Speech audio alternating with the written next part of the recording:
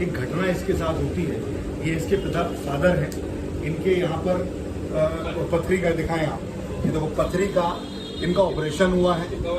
इसकी दवाई लेने के लिए ये बच्चा 5-5:30 बजे अपने फादर की दवाई लेने के लिए ये बच्चा जाता है दवाई लेने के लिए।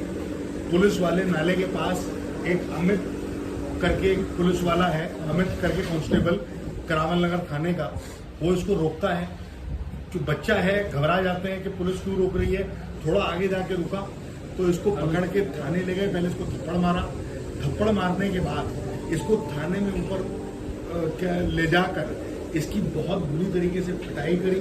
इसके धर्म के नाम पर, इसका नाम मोहम्मद उमर है, इसके धर्म के नाम पर उन्होंने बात करी कि तुम्हारे फलाने धर्म से आते हो, ये इस तरीके की बात करके पुलिस वालों ने इसकी पिटाई करी। अमित ने पिटाई करी और एक अनुज अंकित, ये 3 थाने में जो पुलिस वाले थे, इन्होंने इसकी बुरी तरीके से पिटाई करी। इसको उल्टा लटकाया, इसने पानी मांगा, तुमने पानी मांगा, पानी मुंह पे भेगा तुम्हारे, इसके मुंह पे शर्म आनी चाहिए। दिल्ली पुलिस कमिश्नर साहब से और एलजी साहब से मैं मुखातिब होकर बात कह रहा हूं कि इंसानियत कहां मर गई है? क्या पुलिस का ये काम रह गया है कि एक छोटे से बच्चे को पहले तो आप ले गए, जबरन मारा और उसके मुंह पे पानी अगर उसने मांगा तो पानी उसके मुंह पे फेंक दिया और उसके दोनों पैरों को तोड़ दिया, उसकी कमर पे इतनी चोट लगी हुई है, छोटा सा बच्चा है। उसके बाद इसके जब चाचा छोड़ने आए तो उन्होंने कहा कि इसको छोड़ दीजिए, कुछ हमारे पर रहम करिए। तो ये फोन देखिए, इसका आईफोन लेकर फेंक के मारा कि ये गाड़ी के ऊपर फेंक के मारा कि ये 200 रुपए में इसको ठीक करा देना। बड़े शर्म की बात है। मैं दिल्ली के एलजी साहब से, दिल्ली के पुलिस कमिश्नर साहब से और हमारे नॉर्थ ईस्ट के डीसीपी साहब से, डीसीपी साहब के पास प्रधान जी जो है वो गए भी थे। डीसीपी साहब के पीए ने इनकी कंप्लेंट भी रखी थी। लेकिन मैं डीसीपी साहब आपसे भी, पुलिस कमिश्नर साहब से, एलजी साहब से ये मांग करता हूं और इन सबकी मांग है कि सबसे पहले उन तीनों पुलिस वालों पर एफआईआर होनी चाहिए और एफआईआर के साथ साथ हमारी ये पुरजोर मांग है कि उनको बर्खास्त करना चाहिए। इस तरीके की हरकत देश के अंदर, एक तरफ हम संविधान से चलने वाले लोग हैं, इस तरीके की भाषा और इस तरीके की हरकत पुलिस वालों की होगी तो हमें गुंडों की क्या जरूरत होगी? मैं इस पे लड़ाई लड़ूंगा, मुझे एलजी साहब के पास जाना पड़े, चाहे मुझे कमिश्नर साहब के पास जाना पड़े, इसमें एफआईआर करके ही हम दम लेंगे। हम ऐसे बैठने वाले नहीं है। छोटे से बच्चे को इतनी बेदर्दी से मारना और उसके धर्म के नाम पर उसको टिप्पणी करना कि ये फलाने धर्म से है तो इसलिए इसको मारो, ये बिल्कुल नाकाबिले बर्दाश्त है। हम इसको बिल्कुल बर्दाश्त नहीं करेंगे। कांग्रेस पार्टी इसमें पूरी तरीके से सामने आई है।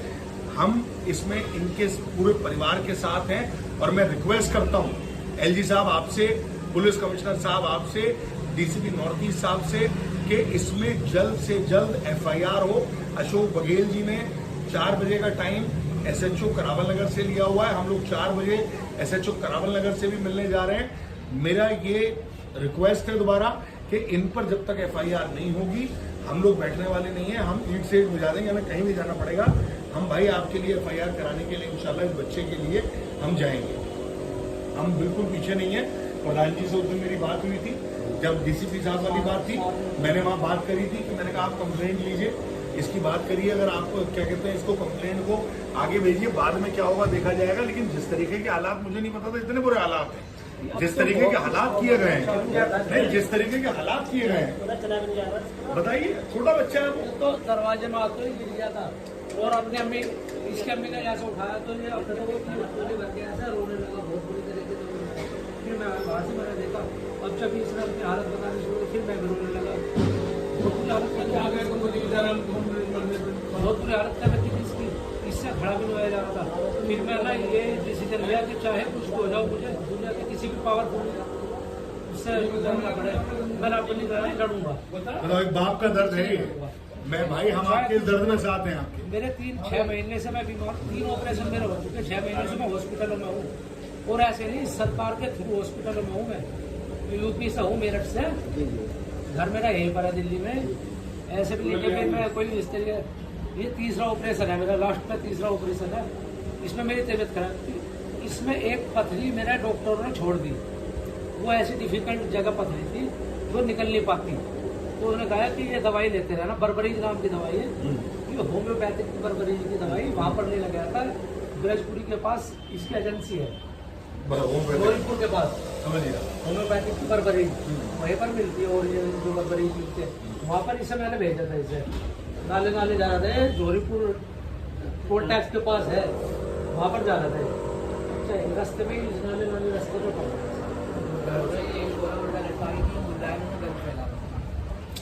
कितना उसके धर्म के नाम पे बात हो रही है। गलत सोच है लोगों की। अगर स्मार्ट अली मेहंदी भाई, मैं एक चीज कहना चाहता हूँ, ये बच्चा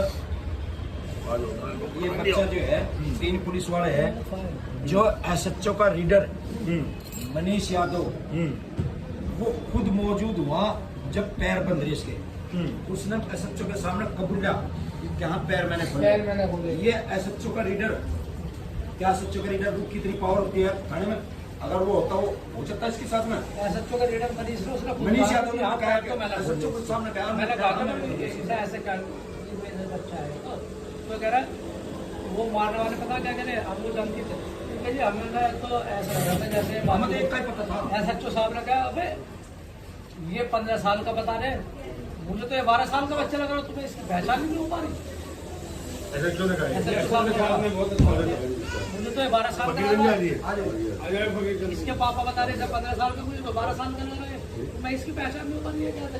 और अगर ये बालिग भी था तो उसको मारने का उन्होंने जब वो झूठ बोलने लगे कि ये ऐसा था, तो SHO साहब ने कहा कि मुझे सच चाहिए, बिल्कुल कौन सच बताओ, कौन थे सच बताओ, बिल्कुल सच चाहिए, मुझे सच से अलग में कुछ नहीं सुनना चाहता। फिर उन्होंने तीनों ने अपना गुनाह कबूल किया SHO के सामने, फिर हमसे माफी मांगने लगे।